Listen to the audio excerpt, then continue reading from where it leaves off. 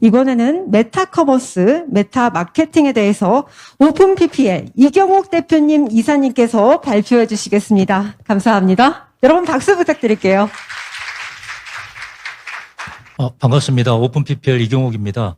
앞에 가상부동산 보셨고 메타버스의 세계가 어떻게 흘러가는지 보셨는데 저희는 이제 그 세계에서 결국 생태계가 돌아가려면 어쨌든 커머스 형태가 나타날 수밖에 없지 않겠느냐. 그러려면 이제 마케팅적인 측면도 있고 그것이 어떻게 어떤 현상에 따라서 좀 움직일 거냐 나름대로 좀 살펴봤고요.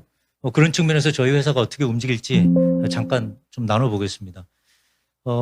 사실 여러분 잘 아시지만 2003년에 세컨드 라이프라고 이미 잘 아실 거예요. 이미 오픈이 됐었죠. 한참 SNS 막 뜨기 바로 직전이었죠. 근데 그때는 왜 그래도 이렇게 언뜻 보면은 나름대로 나쁘진 않았는데 저 때는 죽었고 왜 지금은 메타버스가 떴느냐. 뭐 여러분 대충 짐작하실 수 있으시듯이 어쨌든 뭐 코비드-19 때문에 이제 온라인으로 해야 되니까 어쩔 수 없던 이제 상황이었던 것 같습니다. 그리고 MZ 세대들은 우리하고는 조금 다른 것 같습니다. 저희 때하고는. MZ 세대는 너무나 많이 들어보셨지만 이제 디지털 네이티브이기 때문에 태어나면서부터 스마트폰을 보고 자라니 메타버스 같은 지금 정도 수준의 메타버스라면 이제 실생활처럼 완벽하지는 않더라도 충분히 충족할 수 있을 정도 상황은 된다. 이렇게 이제 본다는 거죠. 그래서 어느 기사를 보니까 요즘 10대들은 메타버스에서 한 몇 시간 놀다가 오면은 친구들하고 진짜 논 거하고 똑같이 느낀다는 그 기사가 나왔더라고요. 그래서 그만큼 이제 과거 세대하고는 조금 다르게 시대적 변화를 통해서 이제 메타버스가 본격적으로 뜨는 거 아닌가 하는 이제 생각이 들고 시장도 뭐 2025년에 317조를 예상하고 있습니다. 그리고 이제 추가적으로 이제 지속 가능한 경제 생태계들이 조금씩 코인 세계를 통해서 나타나고 있지 않냐 이렇게 이제 보여지는 거고요. 그래서 대략 메타커머스가 나타나기 전에 메타버스 시장 그리고 그 전에 이커머스 시장이 어떻게 변하는지를 잠깐 보면 뭐 90년에 너무 잘 아시는 팀 버너스리를 통해서 이제 월드와이드 웹이 이렇게 제안이 되지 않습니까? 그리고 95년에 아마존이 첫 론칭을 합니다. 온라인 쇼핑몰이요. 그리고 98년에 이제 페이팔이 결제 이베이에 붙였죠. 그리고 99년에 전 세계 거의 최초라고 하는 이제 SNS 싸이월드가 아이러브 스쿨이 이제 국내에 등장을 합니다. 그때 이미 이제 한국에서는 홈쇼핑이 시작을 했을 때고요. 그리고 2003년에 아까 말씀드린 세컨드 라이프가 시작합니다. 2004년에 소셜미디어 나왔고 2004년이 중요한 게 일반 광고주들이 구글 애즈를 통해서 온라인에서 광고에 직접 참여할 수 있는 관리할 수 있는 툴이 제공되기 시작했다는 거예요. 그래서 시장이 본격적으로 커머스로 넘어갈 수 있는 시장이 형성이 됐다고 이제 보여지는 거고요. 2005년에 야후가 밑에 쪽에 보시면 소셜 커머스를 그때 처음 이제 언급을 합니다. 그리고 3년 후 그룹폰이 처음으로 소셜 커머스를 공동구매 형식으로 만들어내죠. 그 이후에 이제 쿠팡이 등장했고요. 그룹폰 바로 전에 로블록스가 나왔고 유튜브가 나왔고 아이폰이 나왔고 블록체인이 나왔습니다. 그러니까 지금 2005년부터 2008년 사이가 제가 보니까 지금 여러분들이 누리고 있는 가장 정점에 이르는 미디어의 어떤 흐름들이 되지 않았나. 이런 것들을 통해서 아마도 지금 메타버스가 조금 더 힘을 발휘하고 있는 것 같습니다. 2014년에 페이스북이 오큘러스를 인수했고요.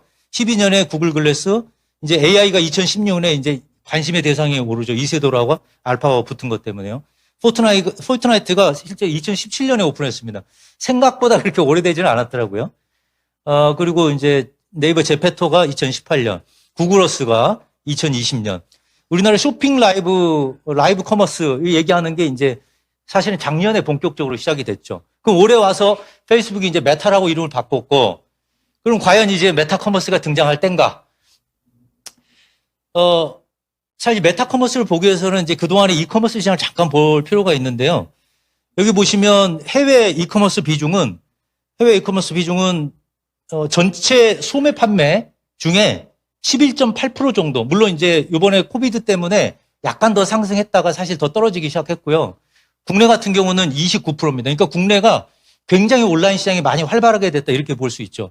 그러나 이것도 전체 시장에서 보면 이커머스 전체 시장 규모에서 보면 이제 한 5천조 원 정도 되는 거에서 이제 국내로 보면은 한 185조 원 정도 되니까 국내 시장은 엄청 작은 거예요. 그리고 전체 시장 중에 11.8%가 이커머스 쪽이니까 소셜 커머스가 나온 이후로 잠깐 지나가고 지금 모바일 커머스 한참 진행되고 이제 뭐 과연 메타 커머스가 얼만큼 나오겠느냐 뭐 이렇게 생각할 수 있지만 충분히 가능성은 있다.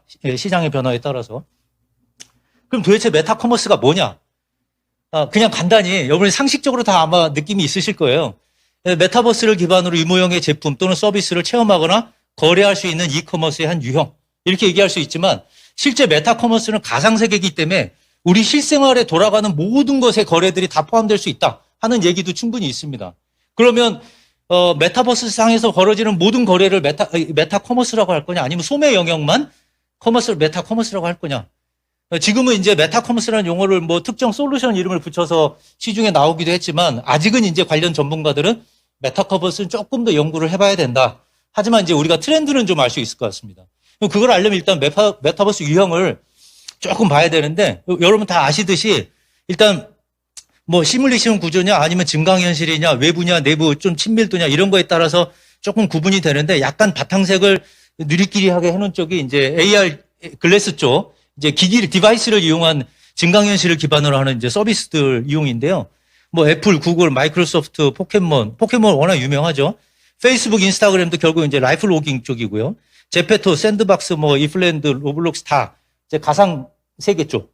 그리고 이제 구글어스나 뭐 우리 요즘 잘 알고 계시는 그 내비게이션 맵 같은 거가 실제 미러 월드라고 그래서 가상 세계를 실제 세계하고 똑같이 구현해서 우리가 보조적으로 활용하도록 하는 이제 그런 내용들이 있죠. 그래서 요런 식으로 이제 메타버스가 시장 형성이 되는데 이 플레이어들의 현재 커머스적인 현황은 어떤지 한번 잠깐 살펴보겠습니다.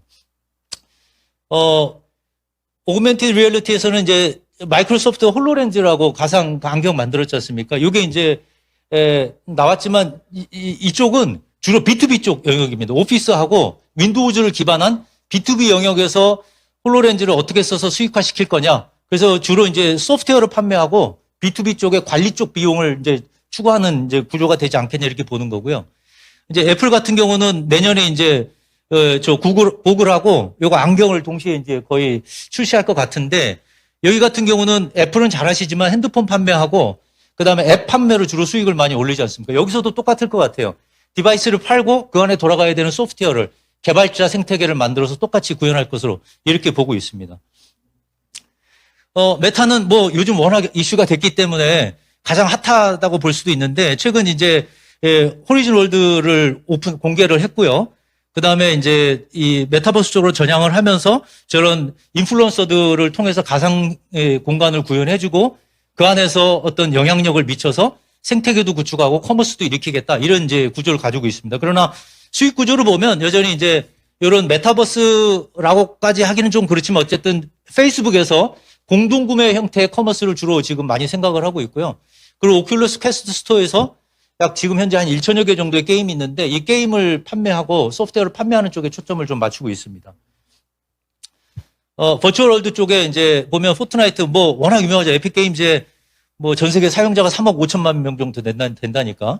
이제 이런 사용자들하고 어떻게 메타버스의 커머스를 운영할 거냐라고 보면 여기는 주로 이제 유명인들이나 셀럽들을 모셔다가 행사를 하고 사용자층을 넓히고 주로 아이템을 파는 쪽으로 이렇게 초기 모델에 많이 벗어나지 않는 상황입니다, 지금은. 그래서 포트나이트 내에서 이제 에어조단을 이제 1800V벅스에 이제 팔기도 했고 이런 주로 아이템 판매 쪽에 초점을 많이 맞추고 있는 상황입니다. 제페토도 한 전 세계 2억 4천만 명 정도 90%가 해외 사용자인데 뭐 구찌 유명하죠. 크리스찬 디올 해갖고 가운데 사진처럼 화장품 풀 메이크업 세트를 이제 아이템으로 팝니다. 이런 식으로 제페토도 여전히 이제 아이템 중심으로 시장을 현재 형성해 가고 있는 상황이고요. 로블록스도 마찬가지입니다. 일일 사용자가 4,800명에 달하는데 이제 게임 아이템을 주로 판매하고 있는 상태고 콜라보를 통해서 이제 환경들을 조성하고 더 많은 아이템들을 판매할 수 있도록 그렇게 구성하고 있죠. 샌드박스, 랜드 땅을 이제 여기는 좀 다르게 땅을 먼저 팔아서 그거 가지고 수익을 먼저 돌리고 그 안에서 이제 고객들 간의 거래를 통해서 추가 수익을 발생할 수 있도록 하는 게 약간 차이가 있습니다. 어쨌든 그래도 제일 핫하게 최신 트렌드에 맞게 NFT 아이템 마켓플레이스를 오픈해서 어쨌든 회원간 거래와 그 안에 이제 거래 또한 이제 수익 구조를 같이 가져가고 있는 모델이라고 보면 되겠습니다. 디센트럴랜드는 개발자 상거래 상점을 만들어서 개발자와 사용자 간의 수익 구조를 명확하게 만든 특징이 있고요. 알리바바 같은 경우는, 여기까지는 이제 메타버스 기업이에요. 여기서부터는 2개 정도 이제 이커머스 쪽 보는데, 알리바바도 현재 XR 실험실도 올해 만들었고, 이제 초점은 AR, VR 쪽에 있는 것 같습니다. 그래서 이걸 통해서 어쨌든 이제 그룹 차원에서 게임 쪽으로 접근을 해서 수익을 내겠다. 이렇게 좀 생각을 하고 있는 것 같고요. 그리고 이제 원래 상거래 알리바바가 있으니까 이거 가지고 어쨌든 메타버스 내에서 우리가 전통적으로 알고 있는 상점을 개설해서 거기서 클릭하면 그냥 집에 오게 하겠다. 이런 컨셉을 가지고 있다고 보여집니다. 의외로 아마존이 굉장히 강자로 보여집니다. 지금 메타버스를 쓰려면 인프라가 굉장히 중요한데 그 인프라를 감당할 만한 것이 사실 없어요. 클라우드 아니면 거의 쓰기가 어려운데 클라우드에서는 어쨌든 강자니까 그 데이터를 다 가지고 있다는 게 중요한 겁니다. 그리고 여기도 아마존 그 온라인 상거래를 좀 하고 있기 때문에 이 엄청난 유통망과 이 인프라를 가지고 있다면 아마존도 굉장한 강자로 떠오를 것이다. 여기도 어차피 메타버스 내에서 상점을 개설해서 집에까지 배달해주는 모델, 이것이 이제 주라고 보여집니다. 자, 이렇게 살펴보고 나니까 메타버스 내에서의 수익화 단계는 결국 이렇게 요약이 될 것 같습니다. 이거는 이제 KB증권 자료인데요.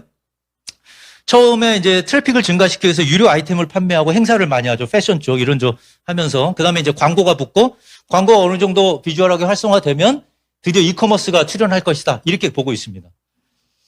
그러면 이커머스가 결국에는, 이커머스, 이제 메타커머스가 출현할 거라고 보는데 이 메타커머스의 특징은 대략적으로 어떨 것이냐로 보면, 우선 아이템 판매 쪽에서 대부분 이제 브랜드 콜라보를 먼저 해서 분위기를 조성하겠죠.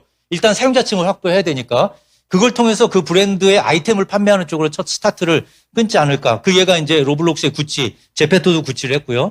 포트나이트, 뭐 에어조단 이런 이제 사례들이 많이 있죠. 그 다음에 반드시 아이템을 개발해야 되기 때문에 개발자 마켓이 형성이 될 것이다. 그리고 지적재산권을 확보함으로 해서 그것을 통해서 아이템을 만들어 다시 상거래로 유도할 것이다. 이렇게 이제 보는 거고요. 그 다음에 이제 나타날 광고 시장인데 아무래도 가상세계이기 때문에 광고 시장은 당연히 비주얼이 들어갈 수밖에 없습니다. 비주얼 기반으로 형성이 될 거라고 현재 판단을 하고 있고요. 그래서 브랜드 아이템을 배포해서 브랜드 콜라보로 해서 비주얼하게 드러나는 이런 비주얼 광고 중심. 그 다음에 그거를 기반으로 해야 되니 공연과 콘서트 같은 게 당연히 먼저 많이 형성이 될 거고요. 거기에 가장 알맞는 아이템은 패션 쪽이 되겠죠. 그래서 옷 입는 거, 뭐 치장하는 거 이런 쪽. 주로 본질의 나보다는 보여주고 싶은 나를 먼저 드러내는 거니까. 그리고 팬덤 현상을 갖는 이제 메타버스 인플루언서, 메타 인플루언서라고 그러다 보면 이제 그를 통해서 이제 간접 광고 쪽이 시장이 형성이 될 것 같고요. 그래서 어쨌든 뭐 아이템 후원, 뭐 간접 광고 형식으로 시장이 형성이 될 거로 보여집니다. 근데 여기서 이제 하나 다른 거 틀린 게 AI 아바타, 이제 버추얼 인플루언서라는 거죠. 우리가 알고 있는 지금 여기 신한 라이프의 이 선전 많이 아시죠? TV에 나온. 요 가운데 있는 춤추는 아가씨가 이제 로지죠, 로지. 21살 171cm 가상인물입니다. 모르셨던 분들은 되게 의아하셨을 텐데 지금 그런 분들이 되게 많아요. 미국의 릴 미켈러라는 친구는 팔로워가 340만인데 2019년에 130억 원 수익을 올렸답니다. 존재하지 않는 친구인데. 자, 그래서 메타커머스 특징은 간단히 말씀드릴 기존 방식은 반드시 유지가 될 겁니다. 비주얼 광고, 그다음에 기존으로 우리가 알고 있는 커머스. 하지만 이제 우리가 게임 속에서 알고 있는 플레이토어는 그냥 보상 체계가 아주 일상화돼서 이제 놀면 그냥 돈이 벌리는 쪽으로 반드시 메타버스로 돌아갈 것이다. 그리고 그 돈을 버는 것은 반드시 마케팅하고 연결이 되어 있기 때문에 이 마케팅은 내가 마케팅 구독을 통해서 수익화를 더 늘려갈 거라고 보고요. 그리고 이제 아바타가 살아나가는 공간이기 때문에 그동안은 하나의 스토리를 엮은 스토리텔링이 중심이었다면 이제는 그냥 스토리 리빙, 한 존재로서의 가치가 어떤 형태를 가지고 얘가 진화해 나가고 돈을 벌고 사례가 될 것이냐를 이제 관심 삼을 거라고 보는 거죠. 그래서 비주얼 광고보다는 이제 플레잉 광고, 놀고 막 움직이고 액티비티하고 이런 것들이 광고 효과로서 드러날 것이다. 그래서 특정 옷을 입으면 여기 10명 딱 모이면 갑자기 콤보가 딱 탄생해서 제품이 보인다든지 뭐 플래시몹을 한다든지 이런 다양한 형태로 구성이 되겠죠. 그리고 마지막으로 이제 좀 제일 중요한 내용인데 기존에는 요거는 뒤에서 설명드리겠습니다. 기존에는 대부분 판매와 홍보가 트래픽이 나눠져 있었습니다. 이쪽에 보시면 포탈이나 커뮤니티 쪽에서 홍보를 통한 이 트래픽을 쫙 모으죠. 허브 역할을 해서. 이 트래픽은 그대로 쇼핑몰 쪽으로 옮겨집니다. 그래서 거기서 많은 이 사업자들이 참여해서 그거를 판매를 하게 되는데 이제 메타버스 시대에는 그게 바뀔 거라고 보는 겁니다. 인플루언서를 통해서 트래픽을 유지하기 때문에 매스 트래픽에서 매스 미디어가 1인 미디어로 갔듯이 매스 트래픽에서 1인 트래픽으로 옮겨간다. 그럼 좀 더 긴 롱테일 시장이 형성이 될 것이다. 이렇게 보는 거죠. 그래서 거기에는 쇼핑몰 중심이 아니고 상품 중심의 홍보와 판매가 결합된 한 포인트 내에서 이루어지는 그런 구조가 형성될 거라고 보여집니다. 그래서 저희도 이제 이런 인플루언서 마켓을 통해서 아까 말씀드렸던 앞선 두 개 회사와 메타버스 내에서 이런 인플루언서를 어떻게 동원할 것이냐는 인프라를 가지고 저희도 접근을 하고 있고요. 10초만 설명드리겠습니다. 네. 저희는 이제 유튜브 영상 간접과 가치평가 알고리즘, 그 다음에 영상을 상품하고 매칭시키는 인공 매칭 시스템, 그 다음에 영상을 바로 AR, VR로 만드는 변환하는 엔진, 그 다음에 메타 인플루언서 이제 상품 공부 시대, 이런 틀을 가지고 저희가 현재 유튜버 글로벌 상품 공부 시스템을 구축을 했습니다. 그래서 외국의 유튜버가 국내 상품을 공급할 수 있도록, 판매할 수 있도록, 그 다음에 뒷단에 다 자동 동선하고 모든 인플루언서 저희가 쇼핑몰을 자동으로 제공하고 뭐 이런 구조로 저희가 메타커머스를 운영하려고 합니다. 뭐 이건 저희 특징인데요. 뭐 시간이 좀 길어져서 뭐 앞에 설명드린 내용과 비슷하니까 참조하시면 될 것 같습니다. 이상입니다. 네, 박수 부탁드리겠습니다. 이경욱 대표님 감사드립니다.